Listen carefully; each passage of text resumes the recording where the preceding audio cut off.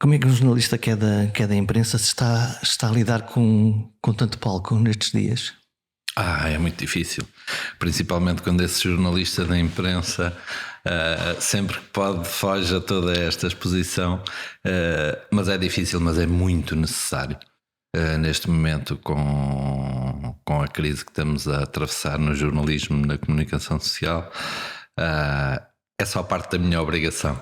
E é bom que as pessoas percebam o que é que está a acontecer no jornalismo e com o jornalismo. Olha, quero apresentar-te Luís Filipe Simões, jornalista profissional na Bola. Certo. E o telefone que toca lá está, o jornalista tem as suas fontes que estão a ligar, estava aí a tocar o telefone.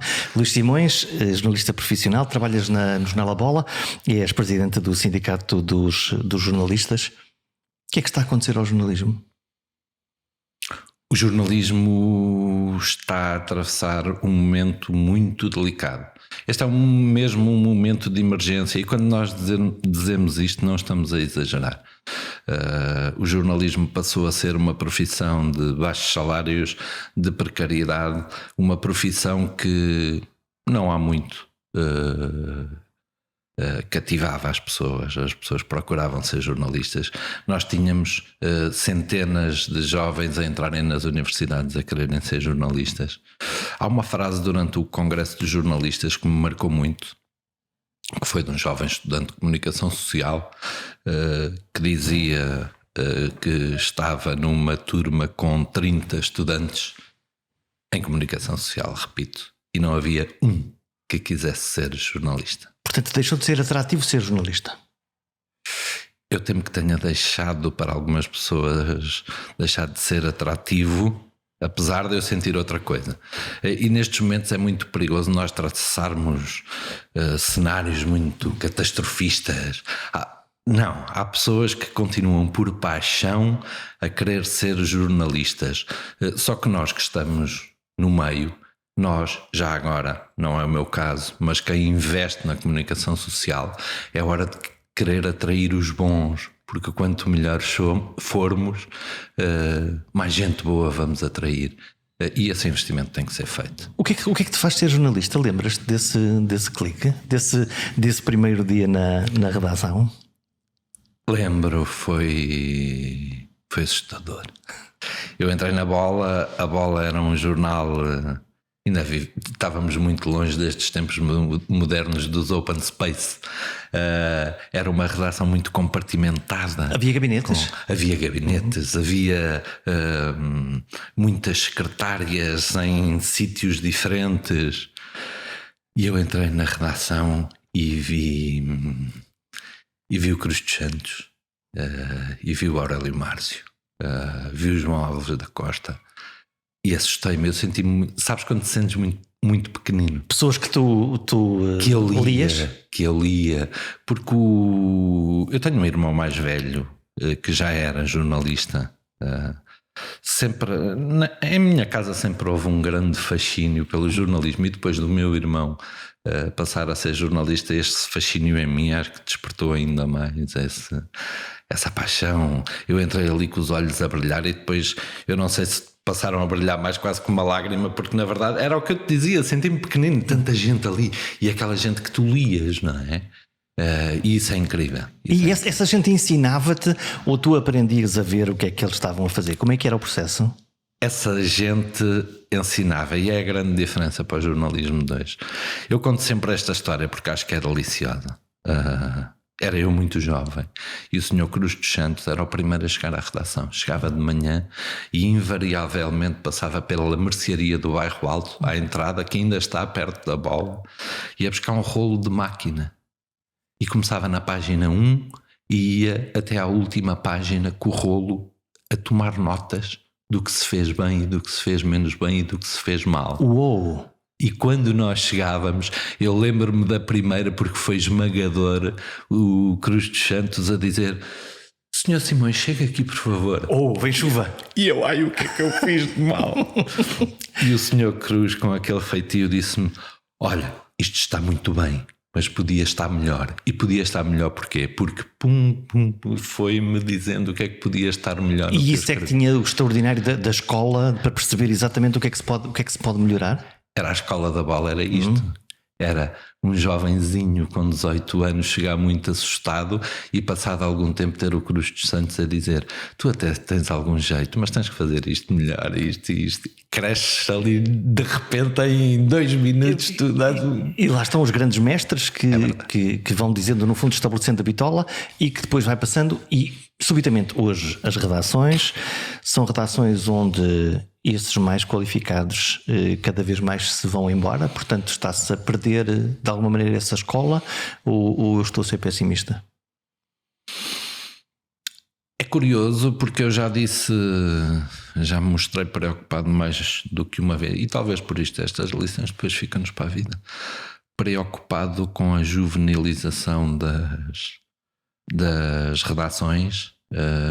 E temos um camarada nosso que é o Tiago Passos da Lusa, que me diz sempre: eu acho que não formulaste da melhor forma. E ele acha porquê?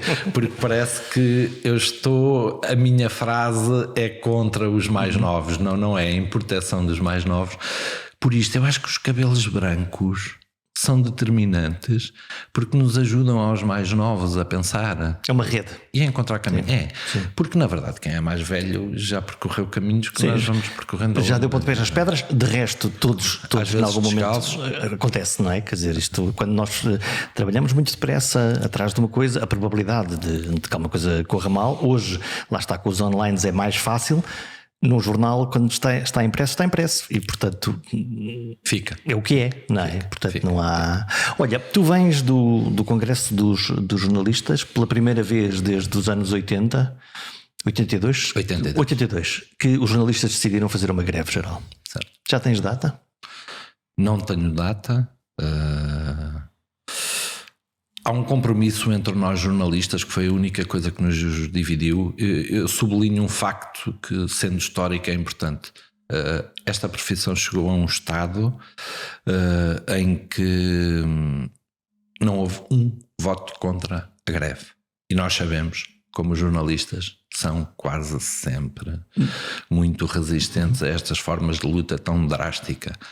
Nós usamos mais que todos os outros a ideia de que a greve é uma bomba atómica. E este momento é tão delicado que nós não houve um voto contra a greve, não há data, mas há uma coisa que tem que acontecer, é que nós decidimos que não pode ser durante a campanha eleitoral, por uma razão. Nós passamos a vida a dizer que somos um dos pilares da democracia.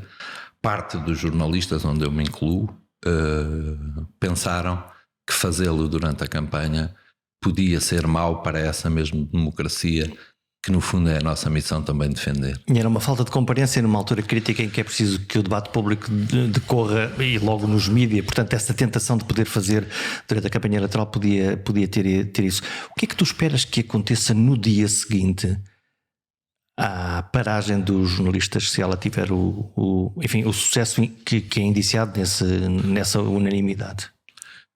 Vou por aqui 2 patamares. Espero que no antes e no dia a sociedade civil, toda ela, seja quem for, quem vier que venha por bem, não é? Perceba que o país não pode passar sem um jornalismo de qualidade, livre, independente e já agora saudável. E se junta a nós. Eu acho que este protesto não é dos jornalistas, apesar da greve geral de ser dos jornalistas. Este é um processo, é um protesto de uma sociedade que vê a degradação que eu te falava há pouco do jornalismo e que eu espero que se junte a nós para dizer: nós não podemos mesmo permitir que a degradação continue, que as pressões... Um jornalismo pouco saudável pode tornar-se mais permeável, por muito que nós jornalistas digamos sempre que não somos permeáveis. Eu acho que não somos pressionáveis a pressões, porque acho que vamos criando ao longo das nossas vidas resistências e formas de resistir a essas pressões. E se este não conta, conta aquele também. Exato. E esse é o nosso património. É que não vamos ser silenciados, porque a frase é boa. Se se este não conta, conta aquele, e nós estamos cá para contar, e estamos cá para vigiar, e estamos cá para informar. Olha, tu falas-me da sociedade e da importância que eventualmente a sociedade pode reconhecer ou não, e é daqui que vem a minha pergunta, que é o que aconteceu nos últimos anos, olhando para as audiências, para as tiragens dos jornais, é que houve uma baixa, há sempre uma baixa. Tens ideia porquê? Porque as pessoas não se sentem identificadas com o produto que os jornalistas estão a fazer? É porque se habituaram à ideia de que as notícias são de borla e que eu consigo encontrá-las em qualquer sítio, porque raio é que eu ia comprar o jornal da banca? É isso mesmo. Eu não estou certo que hoje sejamos lidos, ouvidos e vistos por menos pessoas. Eu estou certo que em alguns momentos somos lidos, ouvidos e vistos por muito mais gente. Agora, a transferência para o digital foi dramática nesse mesmo sentido que tu falas, de se dizer que a informação, que é cada vez mais um bem escasso e precioso, porque ao mesmo tempo que o jornalismo passa por uma severa crise, a desinformação atravessa um momento de grandes investimentos para se minarem alguns desses pilares. Eu creio que... E eu agora perdi-me. O que é bom nestas conversas? Não, o que eu pergunto é, subitamente, se quisermos, as pessoas, os consumidores de informação, que de alguma maneira dedicavam um bocadinho do seu rendimento para comprar notícias, portanto para as valorizar, a ideia de comprar o jornal diário, até a ideia de vermos no café o jornal diário, e subitamente o que nós vemos são pessoas agarradas ao telemóvel, portanto com acesso a essa informação, que os órgãos de comunicação social passaram a disponibilizar, mas não cobrando. Certo, é isso mesmo. É um problema de modelo de negócio? E é sobretudo um problema de modelo de negócio, mas é sobretudo esta herança que nós tivemos, porque a partir do momento houve a ideia peregrina de achar que a informação podia ser gratuita de borla, como tu dizes e muito bem, e não pode, porque dá muito trabalho, e já agora quem a procura, quem a informa, tem salários que não devem ser baixos, porque tem que se informar e tudo mais, mas sim, esse foi o momento decisivo e que é o início desta severa crise, que é dizer-se que a informação poderia ser de graça, que não tinha valor, e é isso que não pode acontecer. A informação tem valor, e a informação nossa, jornalista, feita por quem é treinado, verificada, na verdade continua a ser partilhada. As grandes plataformas fazem um negócio que é incrivelmente rentável. Vendendo aquilo que não pagaram. Vendendo aquilo que é nosso dos jornalistas e do jornalismo. E vendendo, não só vendendo, como atraindo aquilo que nos alimentou durante anos, que é a publicidade, o que é fantástico. Têm algo de graça, de um valor incrível e de alto valor, disseminam por milhões de pessoas, atraem todo o mercado publicitário. E não há forma de nós sermos compensados por essa coisa que estamos a oferecer às grandes plataformas. E esse é um esforço que tem que ser feito por cada um dos nossos países, tem que ser feito pela Europa, já está a ser feito em França, há uma grande preocupação, em Espanha há uma grande preocupação, Portugal deve demonstrar essa preocupação. Não é possível fazer cada país por si, tem que ser uma estratégia europeia. Não. Nós juntamos 3 mercados, França, Espanha e Portugal, e vejam a escala disto. Eu não acredito. E a tua ideia é fechar a torneira ou é taxar? A minha ideia é recebermos pelo bem que estamos a transferir para essas plataformas, taxar, sim. Tem que ser taxado, tem que se encontrar alguma forma de se pagar este trabalho. Não há trabalhos de graça, não é? Senão o produto és tu. Claro. Porque eu vejo no online e acontece em algumas plataformas, para quem sabe ir à procura ou vai às plataformas de notícias em Portugal, os canais de rádio e televisão, a Lusa, nós conseguimos encontrar notícias e conseguimos lê-las, mas depois temos agregadores de notícias que misturam aqui 3 coisas, que são fontes, notícias feitas por órgãos de comunicação social que nós conhecemos e podemos verificar, publicidade encapotada e fake news. Tudo na mesma plataforma. quem não sabe lê tudo Quem como não se sabe. fosse a mesma coisa? Esse é o perigo dos nossos dias. Hoje diz-se, vi na internet ou vi no Facebook, como nós dizíamos, não, porque eu vi no jornal. E esse é o perigo. Pode haver uma validação de uma informação que não está validada. Por certo, pelo que tu dizias. Ao lado de uma informação verificada, jornalística, quase com valor científico, não é? Não é assim. Pelo menos eu sei que foste tu, eu sei que foi este jornal ou foi aquele, portanto há um mecanismo de... Eu, Luís Simões, respondo perante a minha classe, perante o meu conselho deontológico, e respondo muito bem, perante o meu código deontológico, que há fronteiras que eu não posso ultrapassar, que há exigências que eu tenho que cumprir. E essa é a validação do jornalismo, essa é a importância do jornalismo. Aquilo é informação. O que está ao lado não é, mas as pessoas vão achar que é tudo a mesma coisa e não é. Como é que tu lidas com a fronteira de órgãos de comunicação social estabelecidos poderem de alguma maneira colocar no mercado produtos que são editoriais ou aparentemente editoriais, mas que na realidade são produtos que foram, enfim, que mereceram uma publicidade direta ou indireta que lá aparece? E que às vezes é difícil distinguir. 2 pontos. E começando por aí. Nós, jornalistas, temos um código, não é? E nós, comunicação social, temos que dividir e dizer às pessoas muito bem: isto é jornalismo, isto é reportagem, isto é publicidade. A fronteira tem que estar claramente marcada. Vincada, claramente marcada. Tu perguntas-me, és contra as publi-reportagens? Não sou, desde que me informem que aquilo não é de todo um produto jornalístico, é um produto patrocinado que, vamos ver, até pode ajudar à subsistência de um órgão de comunicação social. E pode ter qualidade, pode ser bem feito como tal. Pode ter muita qualidade. Sim. Há muitos casos em que alguns jornalistas vão em trabalho fazer, e isto é complicado de explicar, em fazer um conteúdo que tem por trás um patrocínio. Eu acho que não deve acontecer, atenção, mas temos visto que acontecem e o jornalista chega lá e faz aquilo que tem que fazer, que é uma peça jornalística.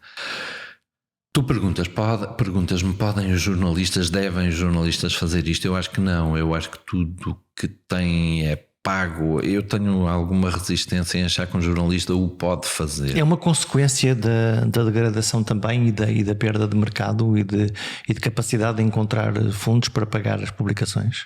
É uma consequência, mas não pode ser... Lá está, não pode ser feita por jornalistas. Arranjem outra forma de a fazer. Eu percebo que um jornal entenda que pode ter uma página de um conteúdo patrocinado por uma Câmara Municipal, por uma pasta de dente, uma marca de pasta de outra coisa, o que for. Tem que ser claro para as pessoas que estão a ler esse conteúdo. E não ponham o jornalista a fazê-lo. Ponham uma outra pessoa qualquer que o não jornalista. Falamos muito, agora estás a falar das câmaras municipais, eu lembrei-me, já falamos aqui uma das maneiras de salvar os média, lá está, pode ser ir buscar algum dinheiro às plataformas digitais. Uma outra ideia que eu ouvi era a possibilidade de fazer uma subsidiação por parte do Estado nesta altura de emergência para tentar salvar algumas publicações. Faz-te sentido? Faz-me todo o sentido. Eu acho que não podemos mais alimentar a ideia de que a ingerência do Estado na comunicação social vai potenciar a maior interferência do poder político.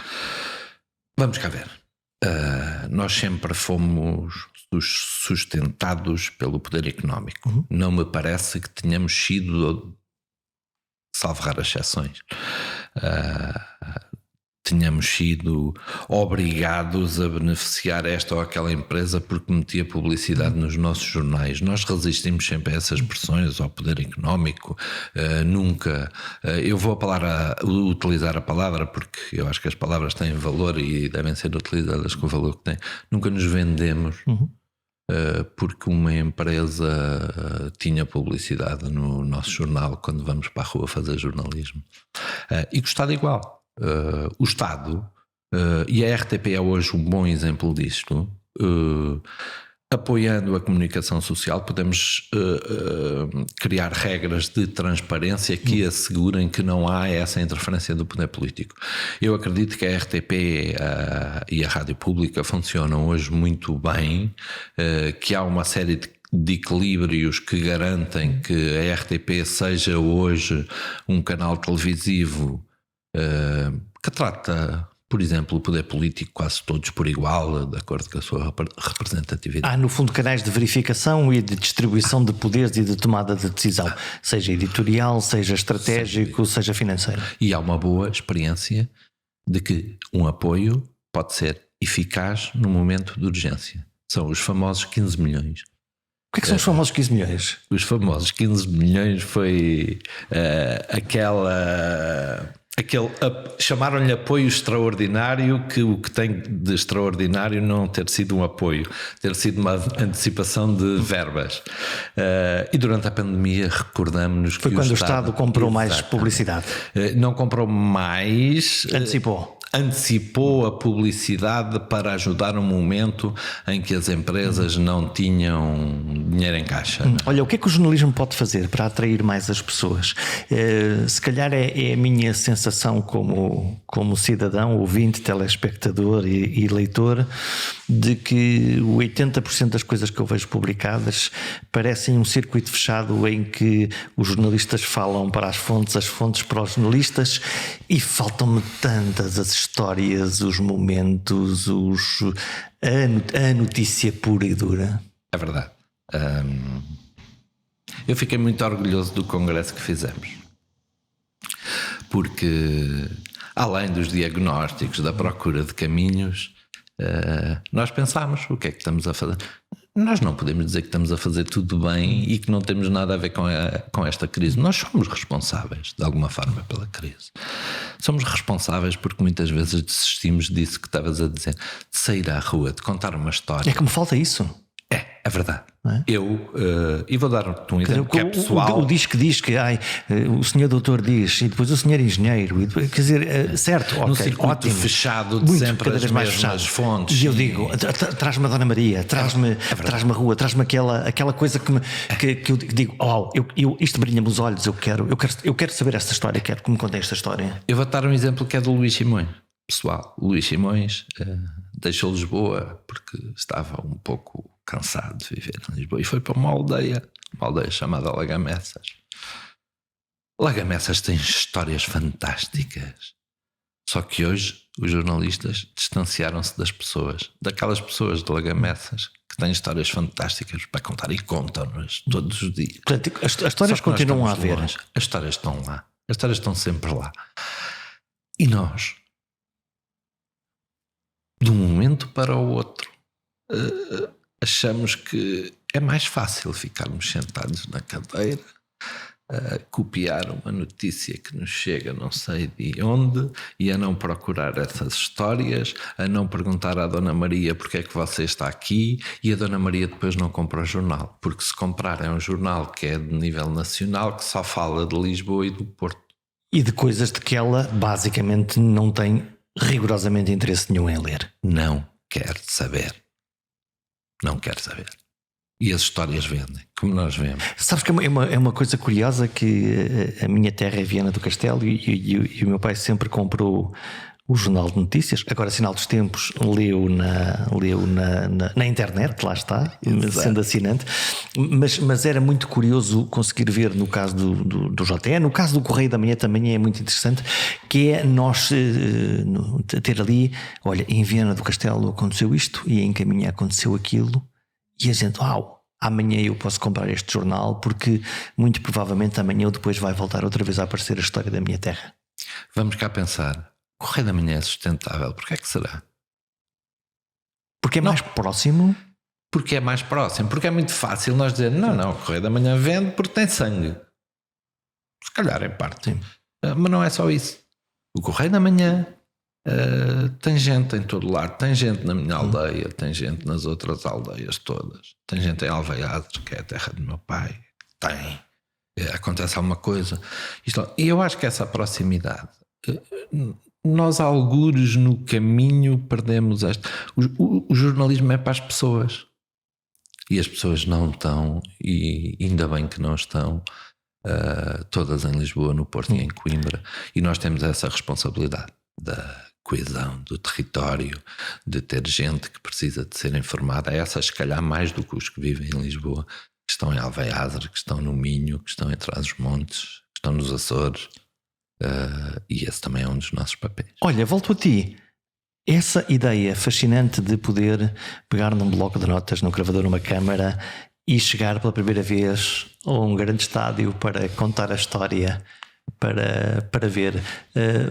Nesses teus inícios, mais importante a tática, o jogador, o treinador ou o ambiente e as pessoas? O que procuravas tu? Não, sem dúvida, o ambiente. O ambiente, porque... E o desporto também tem isto, não é? A emoção?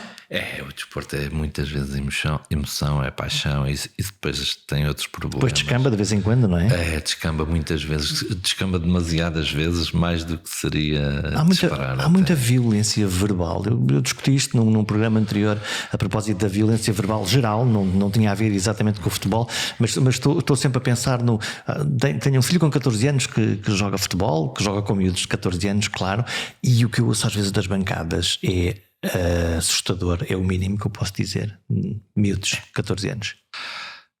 Isso não é a responsabilidade dos jornalistas, é de outra franja de pessoas que se chamam comentadores e que fizeram do desporto aquilo que o desporto não pode ser, que é um campo de ódios, de raivinhas. Eu contra ti. E contra, é mesmo. Sim. Eu contra. Porque ali não há uma explicação do jogo, não há um entendimento do que é que está a acontecer. Há literalmente se o penalti é para ti, eu sou contra, se o penalti é para mim, eu sou contra. Os comentadores entraram numa retórica muito limitadinha do se eu não ganho é porque fui de alguma forma prejudicado e a culpa é do adversário. Isto é tão pouquinho que uma palavra que por outros motivos ganhou tanta importância, mas é tão pouquinho.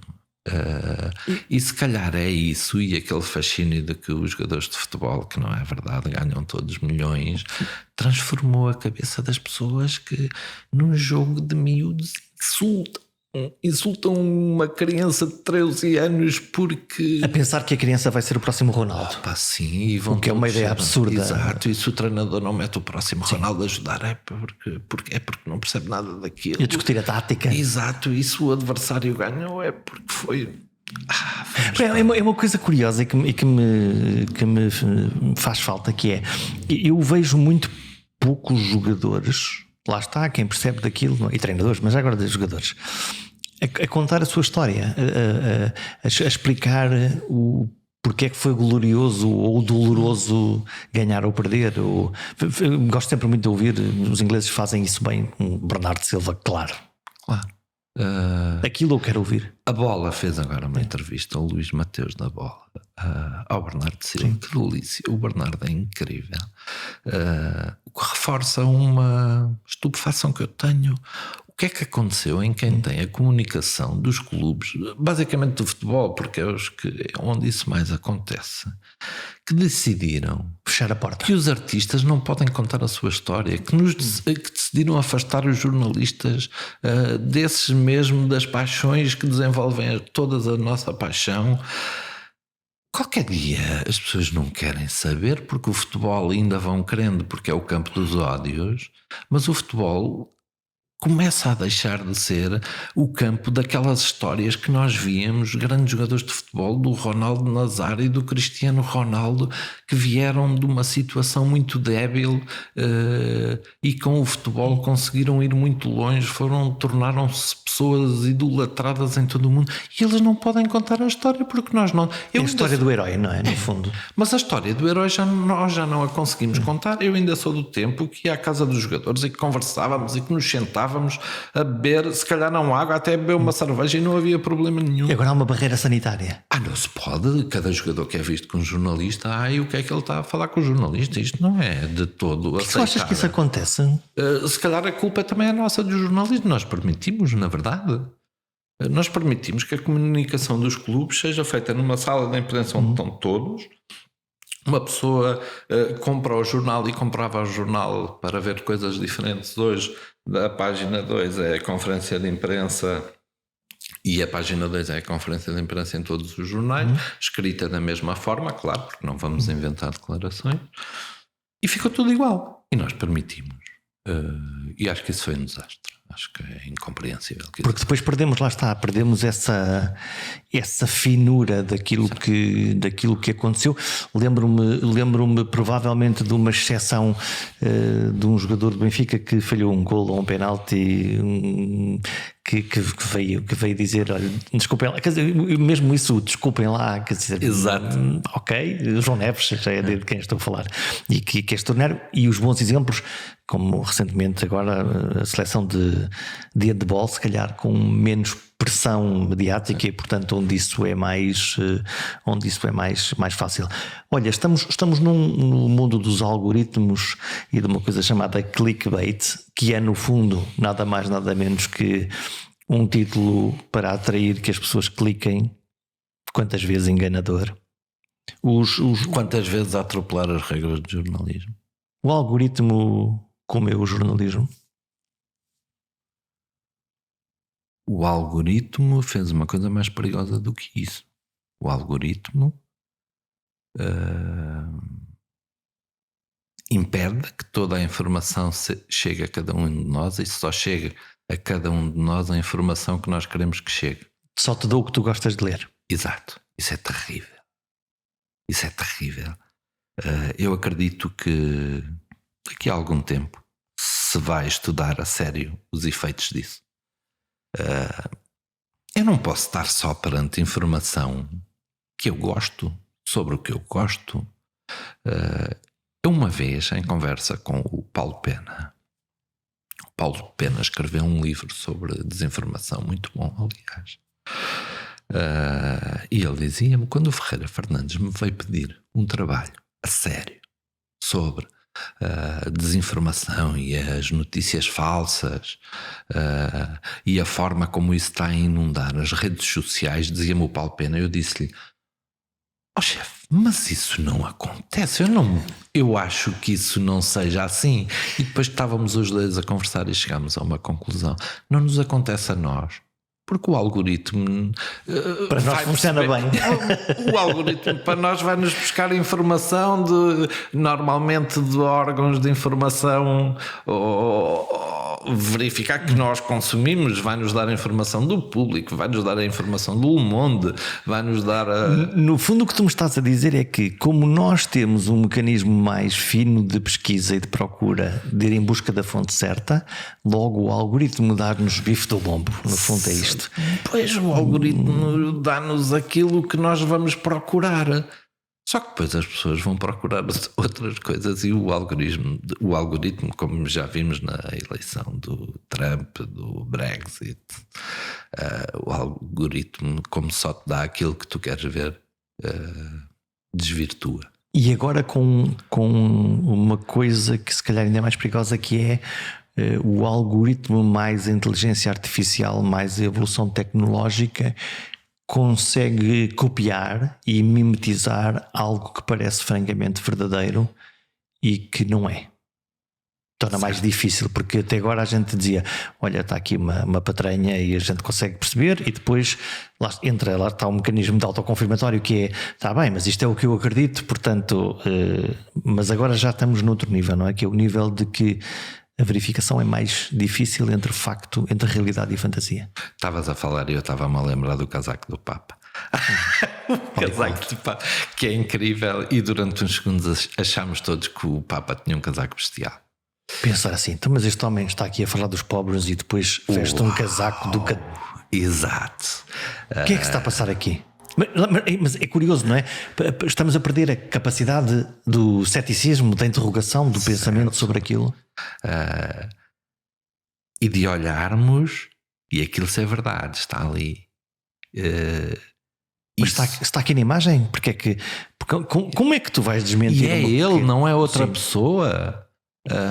É aqui. Claramente ele está aqui. Sim. É tão importante o jornalismo cada vez mais, não é? É preciso um jornalista pegar na imagem e dizer e desconstruí-la. E dizer, olha, que isto é uma mentira. Isto é uma mentira. E isto aqui é uma mentira sem importância.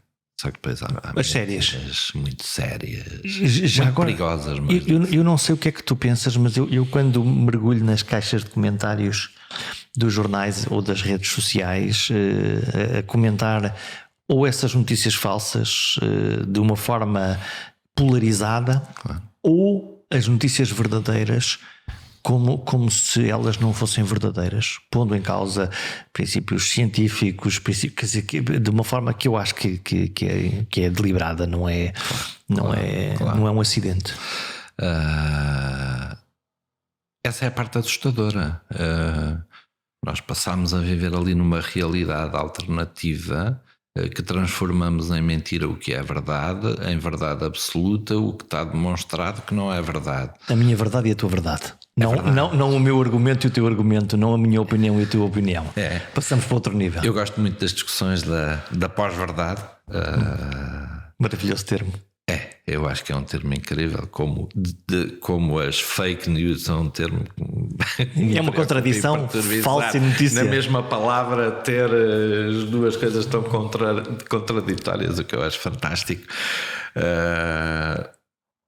Mas de facto, é isto que nos obriga a sermos cada vez melhor. Eu acho que não vamos parar o vento com as mãos. Acho que a inteligência artificial aliada assim, a esta procura de desinformar, porque vamos cá ver, qualquer pessoa queira destruir uma democracia é muito fácil, um dos pilares é este, e transformar os jornalistas num bando de mentirosos contra o salvador da pátria que vem aí para nos resolver. É um descrédito logo à cabeça? Claro, porque estas pessoas estão a ver como mentem.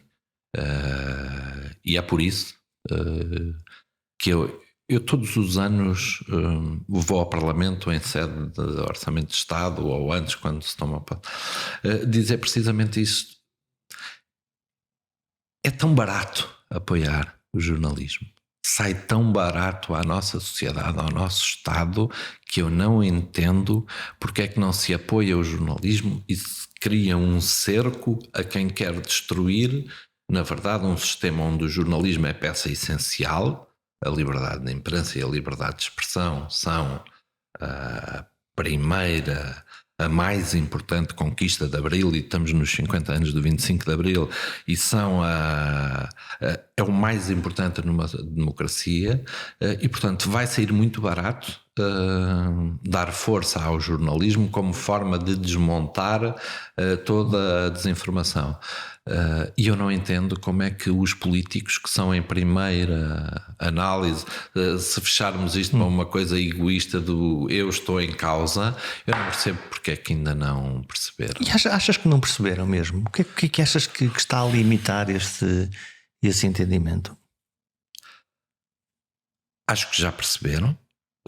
A Global serviu para isso, para todos dizerem abertamente que já perceberam, mas que têm medo de uma sociedade que hoje é extremamente agressiva, e as redes sociais também nos mostraram isso, com quem toma decisões que são quase sempre difíceis e que são sempre discutíveis.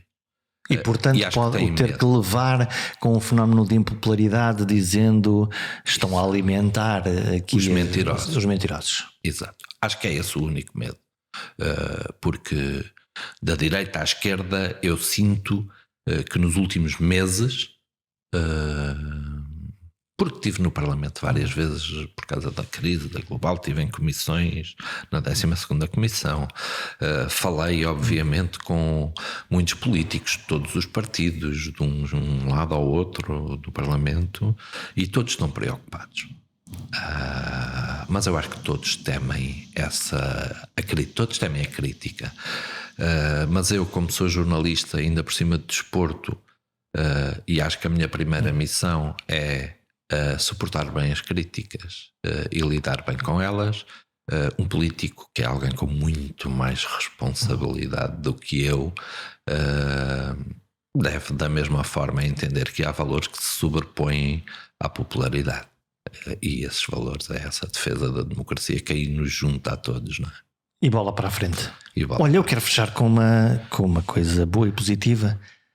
Qual é a reportagem que tu guardas como a tua reportagem? Aquela que tu disseste, é esta. Esta é que é. Sim, eu sei que há a próxima, mas esta é que foi aquela que, naquelas circunstâncias, naquele momento, tu próprio te deixaste engolir pela notícia que tiveste que escrever.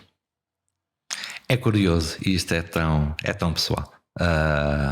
Angola apurou-se em 2010 pela primeira vez para um campeonato do mundo. E eu fui a Angola fazer a reportagem do apuramento de Angola, com um gol do Aquá no Ruanda. Depois voltámos a Angola, e foi esmagador. África é África, África é A festa. Todas estas paixões, toda esta festa, a celebração. Em África ainda é diferente. E foi esmagador. Eu nasci em Angola. Um regresso a casa para ti, portanto. Um regresso a casa 30 anos e um dia depois de ter voltado. Foi mais esmagador ainda por isso. Chegar à celebração de Luanda. O meu pai era vivo ainda. Contar ao meu pai como era esta Angola nova. Quem veio da África, há uma coisa que nunca perde, é o fascínio por África. E eu acho que eu cheguei muito miúdo, não me lembro de nada da minha infância em África, mas há uma coisa que nas nossas casas sempre foi este fascínio por África. E ele veio e cheguei lá e encontrei o fascínio, que foi fantástico, e acho que transportei para o jornal muito desse fascínio e acho que foi incrível. Isso é que a energia, a luz, o cheiro, o que é que tem a África para um europeu do Alto Minho que nunca daqui saiu? O que é que tem de extraordinário? O cheiro da terra é incrível, mas eu diria que a África tem uma coisa que para mim é marcante e que me arrepia, que são as pessoas. Tu perguntas-me, as pessoas são diferentes, talvez por causa do cheiro, da luz, da vida como ela se vive, do sentir como ele se sente. Tu tens experiências incríveis, tens conversas incríveis. Angola, há pessoas que sofrem alguma pobreza, mas há pessoas que estão apaixonadas pela vida por contar histórias, e o africano tem isso. O PPT, nós lemos o PPT.